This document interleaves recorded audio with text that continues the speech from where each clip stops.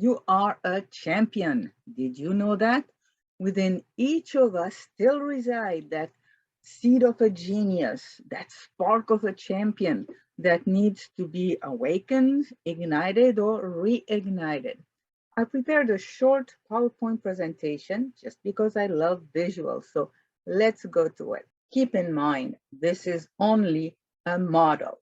So you are a champion, maybe undiscovered, but a champion nonetheless. You've probably seen that picture somewhere. It's the sperm racing to get to the ovum. Which one is going to get it? So there you have the ovum and the sperm, and there, your winner is you. You had the genius. You were the champion. You're the one that made it. Without that, you would not be here. So you are already a champion. So we saw that. What happens then? We have cell division. There is a consciousness, some call it the unconscious or the superconscious, that is orchestrated all these divisions to go from that meeting of the ovum and the sperm to the baby being born and until your death. It takes care of all the body function, about all your immune system until your death. And then around 20, 22 weeks, the subconscious is born. You start to have feeling, you start to have emotion, you sense things. And that's when habits start to develop. For your protection, usually, remember always that the subconscious mind only wants what is good for you. Maybe it doesn't do it in the most empowering way, but its role is to protect you, and it has only good intentions for you. So you get feelings that develop into habits, and these habits are usually for your security, so you feel safe, you feel calmer. And then we have the conscious mind that develops. The conscious mind is a part of you that is logical, rational, critical, analytical. It also where the seed of willpower is, into the conscious mind. That one does not develop until you are 5 to 7 years old. From the time of conception until about 7 years old, it's all really subconscious programming. It's all input without critical thinking. And there is that seed of willpower. So during my live workshop, I bring some rubber bands that would represent the willpower. And I ask the participant to open their fingers and hold these open for as long as they can. That is what the willpower can or cannot do. And after a few minutes, all of a sudden, they can't hold it anymore. That's what willpower will do for you. You have good resolution, willpower is not enough. So remember all these habits that you have from your subconscious mind, who only wants to protect you, who only has good intentions, from a feeling to a habit. So you feel safe, you feel secured, you feel calmer, you have certain behavior, and these behaviors don't want to be disrupted by your conscious mind, your new resolution. It's protecting you. It has good intention to keep you safe. Now, the conscious mind can focus on 7 plus or minus 2 bits of information. During the holidays, I was driving some friends around, and the driving is pretty much subconscious. When you start driving, you have to think about everything. Try flying. I never thought I could land an airplane or dance a milonga. It's very fast step, and eventually muscle memory comes into play, and all the movements get to be subconscious. So I'm driving subconsciously, but I'm still in a new area, so I have to pay attention to the road sign. We're listening to music, and then my friends start to ask questions, telling me stories, and all of a sudden, my conscious brain goes, oh, that's too much information. I can't take it. However, during the same time, the subconscious, the unconscious, still doing their job. My blood circulation is working, my digestion is working, my muscles are working, my nervous system is working, and probably some emotions are running in the background. However, consciously, I could only focus on a very limited number of information. So now we are adults and we have behaviors that come from our subconscious mind, most of them. And again, remember, your subconscious mind has only good intentions for you, but sometimes it does it in a very strange way. So its role is to protect you. It got imprinted from conception and even beyond conception until about 7 years old, where is not much rational thinking. Then we have that programming, genetic programming. You already know you may get your blue or brown eyes from your grandfather, your blonde hair from your mother. But did you know that your emotional DNA is also passed from generation to generation? If your great grandfather had fits of anger and never dealt with it, you may all of a sudden find yourself having a fit of anger out of the blues. If your great great grandmother had problems with depression and she never dealt with it, then all of a sudden you may feel depressed, not knowing where it came from. Emotional DNA is passed on from generation to generation. Then comes the environment in which you were born. If you were born in Hollywood, like Beverly Hills, you probably would have a very different childhood than if you were born in an Aborigine culture. Then comes the culture you were born in. You went to different schools, so the school was already imprinting you with different beliefs.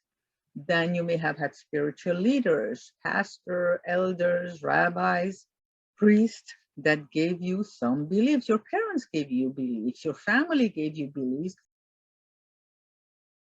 And now, especially the media is also forming your beliefs and your values. So when you have these New Year resolution, you want to change, you want to make goals, but you already have all these beliefs, these behaviors that are imprinted in your subconscious mind. Remember, where are my rubber bands? So remember our rubber bands. You start this New Year's resolution with willpower. I'm going to start exercising. I'm going to stop eating chocolate. I'm going to stop smoking. I'm going to study something different this year. And you hold on, you hold on, you hold on for weeks or days. And finally, the willpower is gone because you have so much imprinting from your subconscious mind, all the beliefs, your values that have formed your behavior. All that is so much more powerful than your conscious mind.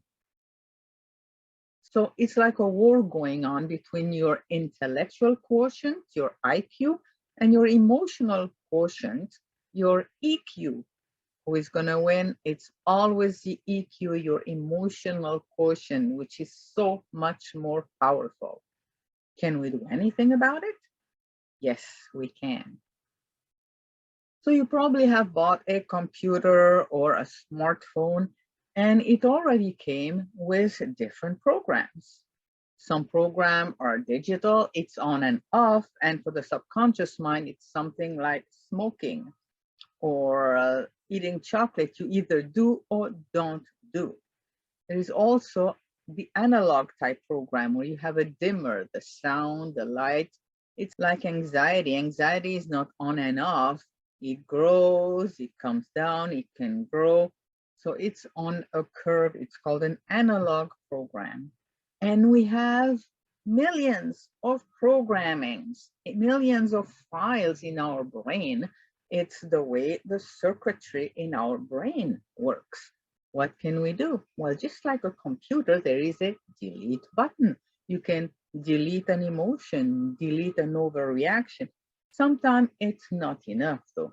You have to go into the control panel under program and uninstall a whole program that may have come at a certain time in your life, maybe after a trauma, maybe after you got fearful about something or a phobia developed. You have to remove the whole program.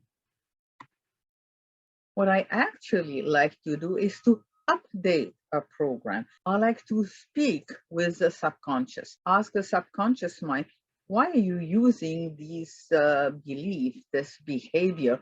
What is your purpose? You only have good intention. I understand that.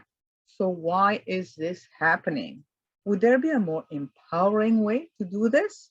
And then you can dialogue with a subconscious mind. You can get to a compromise and then a total transformation where you become a new person.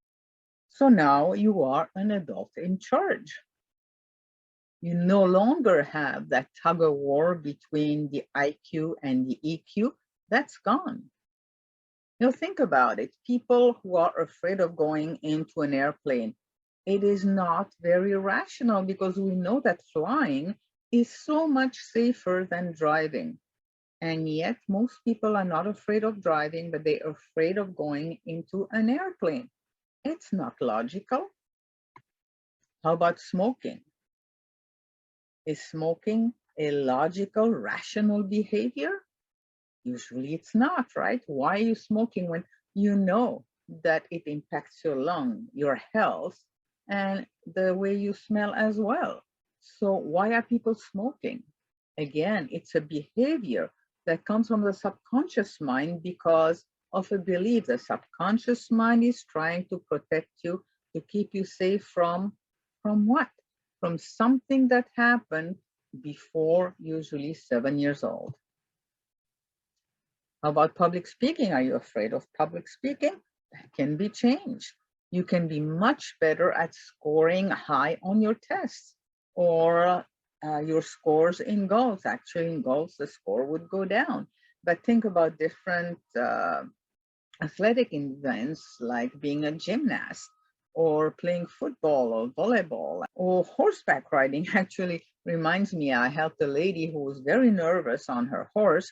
Her horse was also very nervous, and we calmed her, which calmed the horse, and she ended up winning the championship. So with different techniques, especially in self-hypnosis, you can deal yourself with anxiety, with temper tantrum, with worrying.